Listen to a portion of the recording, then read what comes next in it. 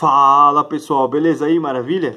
Beleza. Seguinte, bom, como muitos de vocês têm pedido para mim trabalhos, técnicas, apresentações, né, sobre mangá, sobre anime, sobre estilos de desenhos assim, eu resolvi fazer uma aula sobre isso, tá? Só que eu não vou ficar só nessa pegada mais popular do que vocês já conhecem. Eu vou tentar passar algo mais histórico também para vocês terem um conhecimento maior sobre tudo isso. Bom, primeira coisa que eu quero falar para vocês é que o mangá ele surgiu em 1814, então ele começa, né, como o Hokusai Mangá. Era assim que era chamado, os Hokusai Mangá, tá? Eles vão trazer influências das ilustrações, caricaturas, uns traços mais deformados, uma coisa mais sátira, né, uma sátira e daí vai.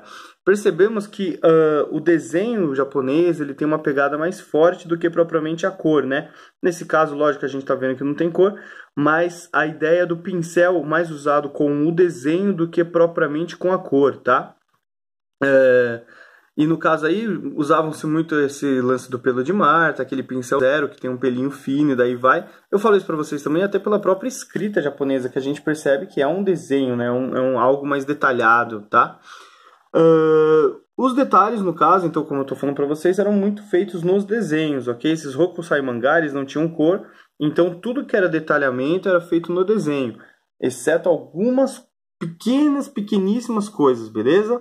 Bom, a partir dos Hokusai mangá a gente percebe também uma ideia que era mais próxima ao cinema do que propriamente ao quadrinho, que foi o que depois se tornou mangá, né? Mas a ideia deles, vejam aqui, por exemplo, tem uma sacada de cinema, de storyboard, de planos em sequência, né, de imagens em sequência, não necessariamente precisando de escritas, de balãozinhos e coisas assim, fechou? Bom, no século XIX,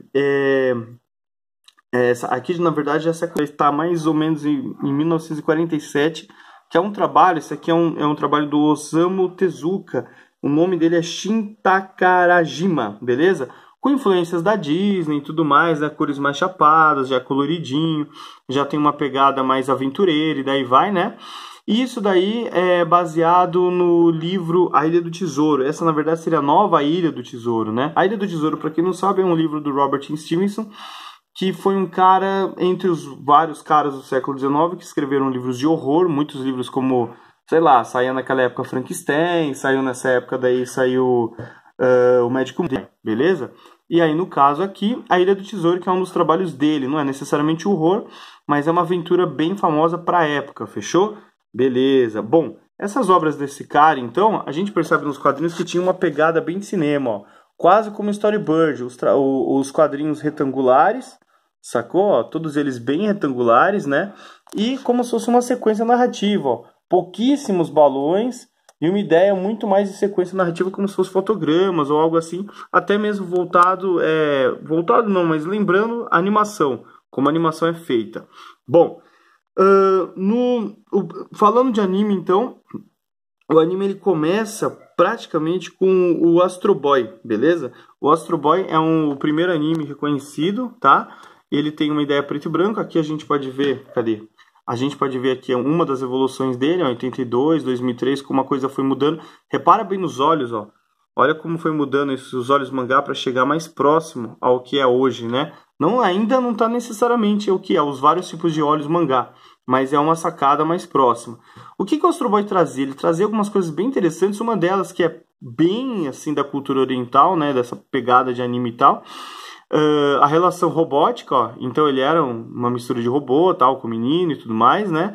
Essa ideia de robô é muito forte e a ideia de futurismo, tá? Então essa sacada de futurismo ele vai ter bastante, que seriam o quê? Seriam essa cidade mais assim, mais voltada para os prédios, para máquinas, para indústrias e coisas assim, cheio de fio, cheio de parada assim, beleza? Bom, o Astro Boy ele foi influenciando muitos outros personagens, um deles é o Mega Man, que é um pouco mais recente, tá? E no Brasil o mangá ele vai chegar com o Lobo Solitário, beleza? O Lobo Solitário ele vai ter uma pegada ainda voltada ao cinema, ó, a gente pode perceber que é retangular, a parada é mais retangular, tá? Traços ainda meio deformados, tá? Meio voltados ao pincel, feitos no pincel, e não necessariamente com uma caneta ou uma parada assim. Dá para perceber bem que é pincel, ó, pela a grossura e diferença dos traços, o volume de expressão que ele dá, tá? e depois, com o tempo, as coisas foram se organizando. Percebam aqui que é uma leitura visual, né? Eles têm muito pouco. Vou mostrar 2 páginas para vocês terem ideia. E nas 2 tem muito pouco balãozinho, né? E a ideia é visual. Percebe que a gente consegue entender a historinha toda só nos retângulos, né? Nos quadrados e nessa sequência imagética que vai estar falando bastante sobre cinema. É uma ideia bem cinematográfica mesmo, tá? Até porque os personagens não tem, por exemplo, um quadradão assim, um retângulo de pé, né, na vertical assim. A maioria deles todos deitados e aí quando precisa aparecer o personagem inteiro, ele vai ficar bem menor, assim como no cinema, na televisão, enfim. Beleza? Bom, dos mangás aí, um pouco mais pra frente, a gente tá falando bem mais pra frente, começou a evoluir e tal, a gente pode pegar alguns mais famosos aí como Dragon Ball, né, já coloridão, então já tem uma grande mudança aí, beleza? A gente pode entender essa sacada do retângulo de pé, como eu falei para vocês, personagem saindo fora do quadrado, então já perde essa característica de cinema, muitos mais balões, ó, muito mais escrita na página. Esse aqui é do Astro Boy, não sei porque que tá aqui. E aí tem esse outro cara aqui, ó, que é o Oitavo Homem. O Oitavo Homem foi um anime que o que que acontece? Ele foi assim, ele começa a ter, ele foi o primeiro anime que começa a ter essa luminosidade, tá? Na tela, esse sombreado um pouco mais detalhado. Ainda existem cores chapadas, ó, a gente pode perceber, mas existe um sombreado mais detalhado. Esse rosto um pouco mais suave, né? Que foram trabalhando com o tempo. Olha essa sombra no rosto do carinha aqui, ó, no Oitavo Homem, como ele é bem mais suave do que nos outros.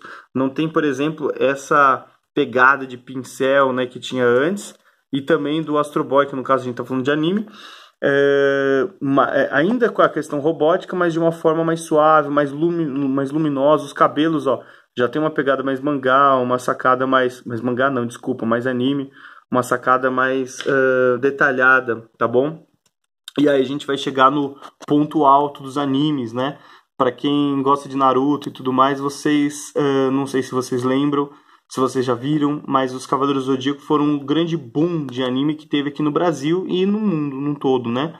O Cavaleiros do Zodíaco chega no Brasil mais ou menos em 1994 e a ideia deles, além de ter toda... Percebam, por exemplo, a luminosidade, tudo rolando, o sombreado aqui dele mais suave, os olhos já começam a ser mais detalhados com essa luz, né, luz mais alta dentro do olho. Os metais muito bem trabalhados, ó, com bastante luz, bastante reflexo, bastante brilho, né, e daí vai.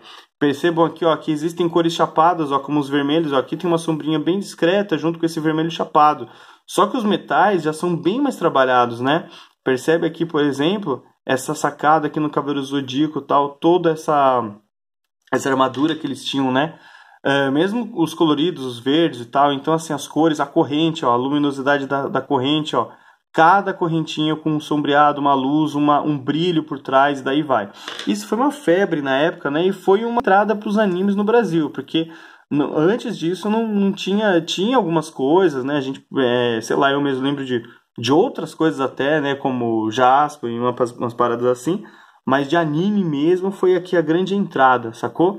Bom, indo mais pra frente, a gente percebe vários outros tipos de anime que tem, como caricaturas anime, a gente vê hoje em dia, muita gente trabalhando com caricatura voltado para o anime, tem até de uma forma mais digital, a gente percebe alguns aplicativos com esse esquema, criação de personagem de caricatura anime, tá?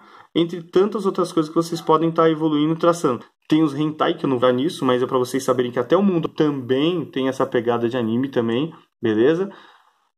Dos mais recentes, a gente, lógico, tem que falar do Naruto, né? É um dos mais famosos